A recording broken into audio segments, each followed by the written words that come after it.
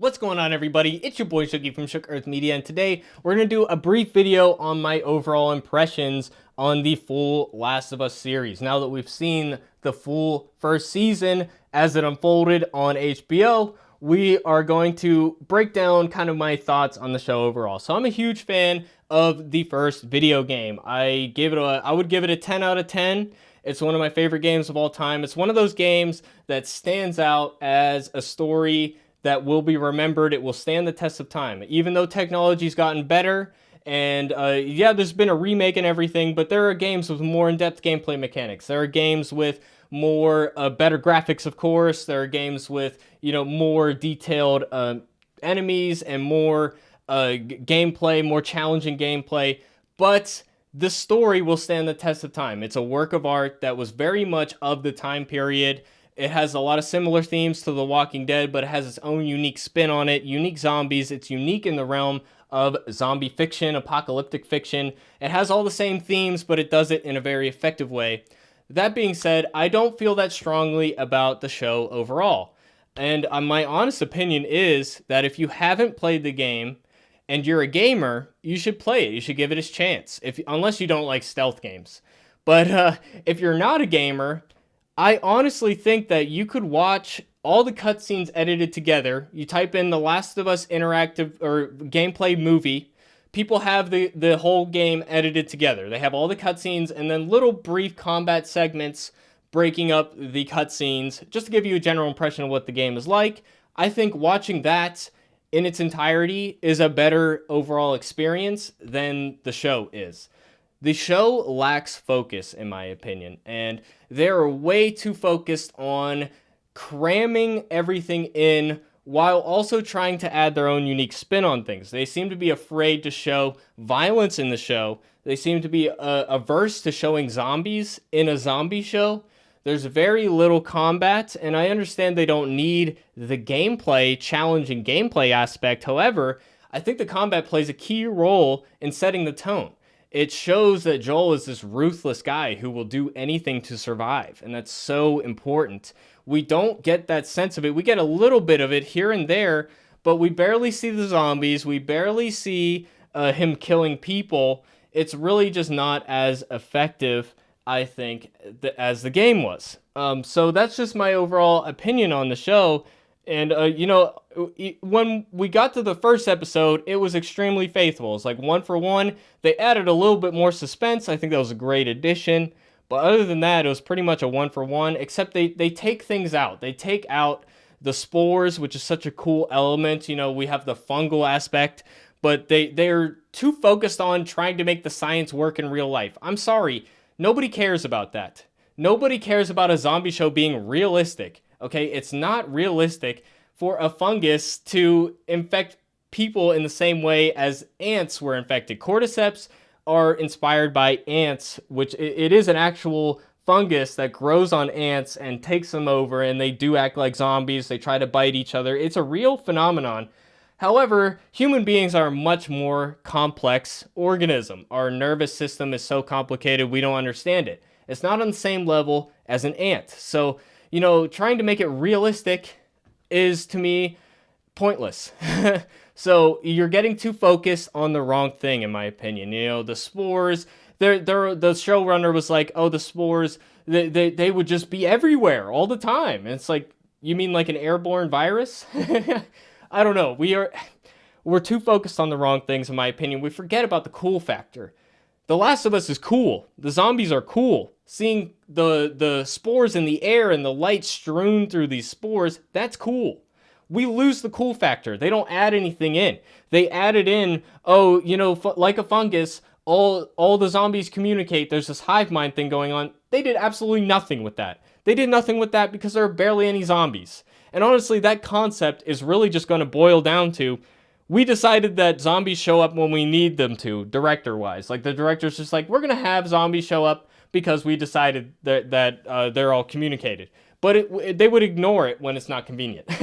So this whole game, or this whole show rather, we went with the fungus that they step on that will communicate to every zombie in the area that you're there. They never use that again. And I'm sure they stepped on hella fungus. Remember, realistically, the fungus is everywhere. So again, that's dumb, okay? But one of the biggest problems with this show is that they're so hyper focused on their plan, their itinerary that they had to begin with. They planned it out in the abstract before they wrote it.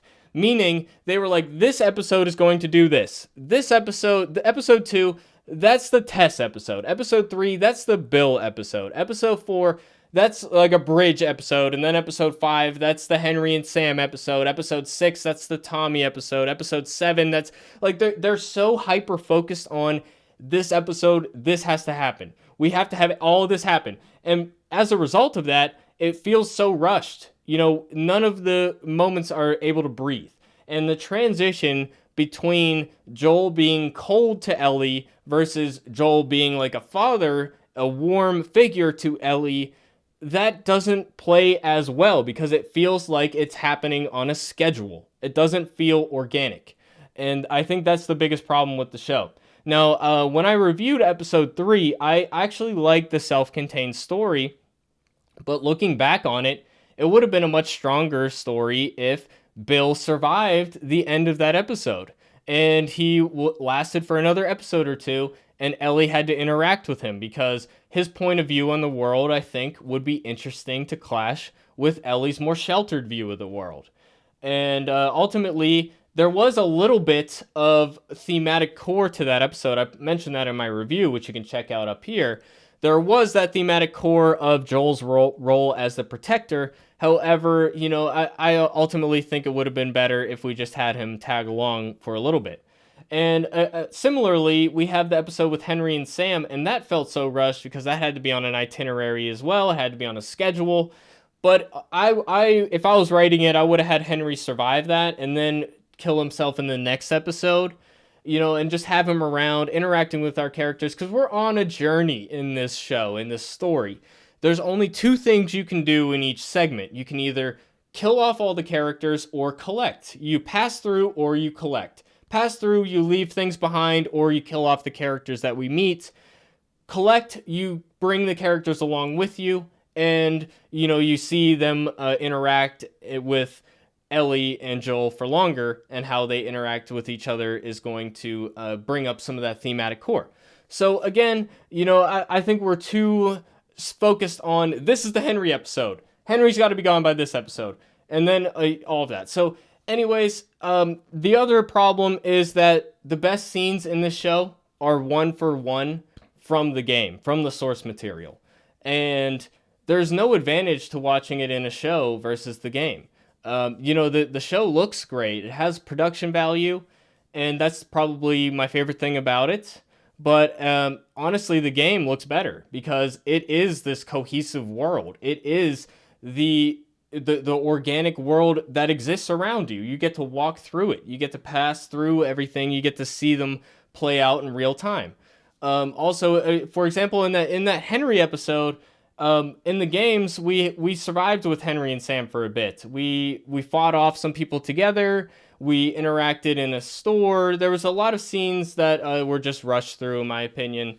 And we're trying to add in all these other storylines about Kathleen, who, I'm sorry, is just not a realistic leader in an apocalypse. You know, in an apocalypse, you would rally around somebody who was big and tough. You know, somebody who projected strength. Not somebody who was insecure, who was passive-aggressive. This type of person would not survive very long. So a lot of the additions ended up falling flat. While I did like the self-contained story with Bill, everything else they added since then was a swing and a miss. They completely whiffed, in my opinion. You know, and I don't like rushing the story with Jacksonville. We had way too much worlds and cultures that seemed well off, you know. We didn't get a sense of what the true apocalypse is like. We didn't get that relentless violence that they survived in the game. So that's pretty much my opinion on the show overall. And honestly, it would have been way better if we had 2 seasons instead of just 1. And, you know, the episode 7 with the Left Behind DLC, that was an optional story add-on from the games for a reason. In my opinion, that should have been left on the cutting room floor if we're going to try to force everything into one season. But again, if these things didn't happen on that schedule and it was a bit more organic, maybe Henry and Sam that played out over 2 episodes, or maybe even the Left Behind thing, if we played that out over a couple episodes, that would have been a little stronger. So that's my opinion on it overall. And I'm going to get into your guys' opinions, but I'd love to hear your opinions in the comment section down below. And with that, it's been your boy Shuggy, and I'll see you guys in the next video. Thanks for watching, everybody. Peace out.